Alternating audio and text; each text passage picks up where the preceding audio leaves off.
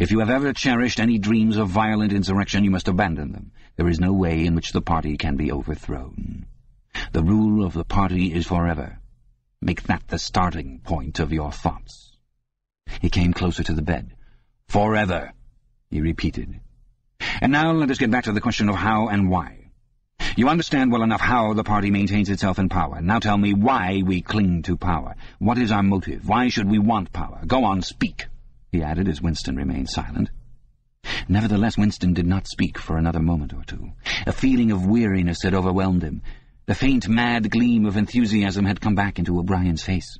He knew in advance what O'Brien would say, that the party did not seek power for its own ends, but only for the good of the majority, that it sought power because men in the mass were frail, cowardly creatures who could not endure liberty or face the truth, and must be ruled over and systematically deceived by others who were stronger than themselves, that the choice for mankind lay between freedom and happiness, and that for the great bulk of mankind happiness was better, that the party was the eternal guardian of the weak, a dedicated sect doing evil that good might come, sacrificing its own happiness to that of others.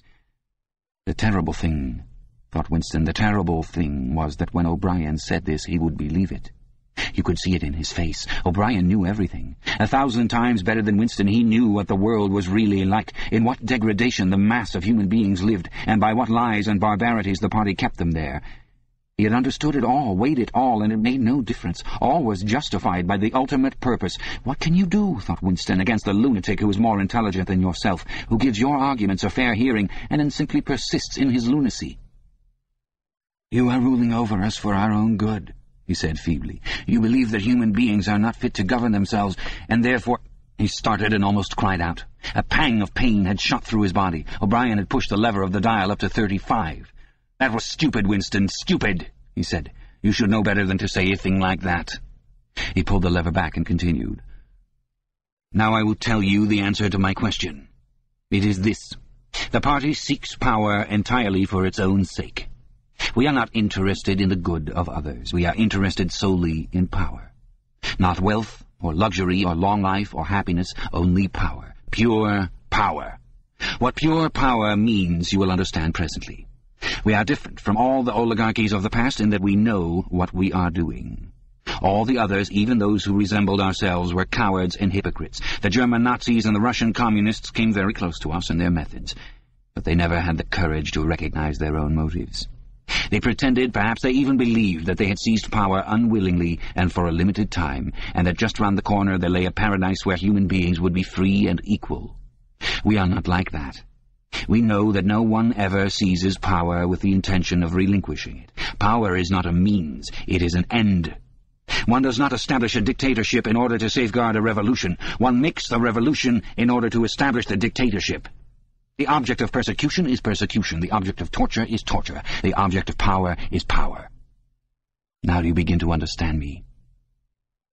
Winston was struck as he had been struck before by the tiredness of O'Brien's face. It was strong and fleshy and brutal. It was full of intelligence and a sort of controlled passion before which he himself felt helpless. But it was tired.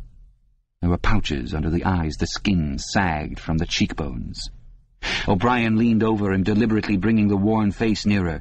"You are thinking," he said, "that my face is old and tired. You are thinking that I talk of power, and yet I am not even able to prevent the decay of my own body. Can you not understand, Winston, that the individual is only a cell? The weariness of the cell is the vigor of the organism. Do you die when you cut your fingernails?" He turned away from the bed and began strolling up and down again, one hand in his pocket. "We are the priests of power," he said. "God is power. But at present power is only a word so far as you are concerned. It is time for you to gather some idea of what power means. The first thing you must realize is that power is collective. The individual only has power insofar as he ceases to be an individual. You know the party slogan, freedom is slavery. Has it ever occurred to you that it is reversible? Slavery is freedom. Alone, free, the human being is always defeated. It must be so because every human being is doomed to die, which is the greatest of all failures. But if he can make complete, utter submission, if he can escape from his identity, if he can merge himself in the party so that he is the party, then he is all-powerful and immortal. The second thing for you to realize is that power is power over human beings. over the body, but above all, over the mind. Power over matter, external reality as you would call it, is not important. Already our control over matter is absolute. For a moment Winston ignored the dial. He made a violent effort to raise himself into a sitting position and merely succeeded in wrenching his body painfully. "But how can you control matter?" he burst out. "You don't even control the climate or the law of gravity. And there are disease, pain, death." O'Brien silenced him by a movement of the hand. "We control matter because we control the mind. Reality is inside the skull. You will learn by degrees, Winston. There is nothing that we could not do. Invisibility, levitation, anything. I could float off this floor like a soap bubble if I wished to. I do not wish to, because the party does not wish it. You must get rid of those 19th century ideas about the laws of nature. We make the laws of nature." "But you do not! You are not even masters of this planet. What about Eurasia and East Asia? You have not conquered them yet." "Unimportant. We shall conquer them when it suits us, and if we did not, what difference would it make? We can shut them out of existence. Oceania is the world." "But the world itself is only a speck of dust, and man is tiny, helpless. How long has he been in existence? For millions of years the earth was uninhabited." "Nonsense. The earth is as old as we are, no older. How could it be older? Nothing exists except through human consciousness." "But the rocks are full of the bones of extinct animals, mammoths and mastodons and enormous reptiles which lived here long before man was ever heard of." "Have you ever seen those bones, Winston?" "Of course not. 19th century biologists invented them. Before man there was nothing. After man, if he could come to an end, there would be nothing. Outside man there is nothing." "But the whole universe is outside us. Look at the stars. Some of them are 1,000,000 light-years away. They are out of our reach forever." "What are the stars?" said O'Brien indifferently. "They are bits of fire a few kilometers away. We could reach them if we wanted to, or we could blot them out. The earth is the center of the universe. The sun and the stars go round it." Winston made another convulsive movement. This time he did not say anything. O'Brien continued as though answering a spoken objection. "For certain purposes, of course, that is not true. When we navigate the ocean or when we predict an eclipse, we often find it convenient to assume that the earth goes round the sun and that the stars are millions upon millions of kilometers away. But what of it? Do you suppose it is beyond us to produce a dual system of astronomy? The stars can be near or distant according as we need them. Do you suppose our mathematicians are unequal to that? Have you forgotten doublethink?" Winston shrank back upon the bed. Whatever he said, the swift answer crushed him like a bludgeon. And yet he knew that he was in the right. The belief that nothing exists outside your own mind, surely there must be some way of demonstrating that it was false. Had it not been exposed long ago as a fallacy? There was even a name for it, which he had forgotten. A faint smile twitched the corners of O'Brien's mouth as he looked down at him. "I told you, Winston," he said, "that metaphysics is not your strong point. The word you are trying to think of is solipsism. But you are mistaken. This is not solipsism. Collective solipsism, if you like, but that is a different thing. In fact, the opposite thing. All this is a digression," he added in a different tone. "The real power, the power we have to fight for night and day, is not power over things, but over men." He paused, and for a moment assumed again his air of a schoolmaster questioning a promising pupil. "How does one man assert his power over another, Winston?" Winston thought. "By making him suffer," he said. "Exactly. By making him suffer. Obedience is not enough. Unless he is suffering, how can you be sure that he is obeying your will and not his own?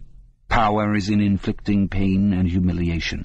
Power is in tearing human minds to pieces and putting them together again in new shapes of your own choosing. Do you begin to see, then, what kind of world we are creating? It is the exact opposite of the stupid, hedonistic utopias that the old reformers imagined. A world of fear and treachery and torment, a world of trampling and being trampled upon, a world which will grow not less but more merciless as it refines itself. Progress in our world will be progress toward more pain. The old civilizations claimed that they were founded on love and justice. Ours is founded upon hatred. In our world there will be no emotions except fear, rage, triumph, and self-abasement. Everything else we shall destroy. Everything. Already we are breaking down the habits of thought which have survived from before the revolution. We have cut the links between child and parent, and between man and between man and woman. No one dares trust a wife or a child or a friend any longer. But in the future there will be no wives and no friends. Children will be taken from their mothers at birth, as one takes eggs from a hen. The sex instinct will be eradicated. Procreation will be an annual formality like the renewal of a ration card. We shall abolish the orgasm. Our neurologists are at work upon it now.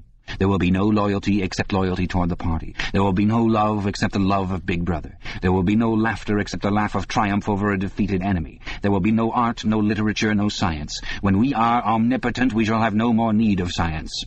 There will be no distinction between beauty and ugliness. There will be no curiosity, no employment of the process of life. All competing pleasures will be destroyed. But always, do not forget this, Winston, always there will be the intoxication of power, constantly increasing and constantly growing subtler. Always, at every moment, there will be the thrill of victory, the sensation of trampling on an enemy who is helpless. If you want a picture of the future, imagine a boot stamping on a human face forever.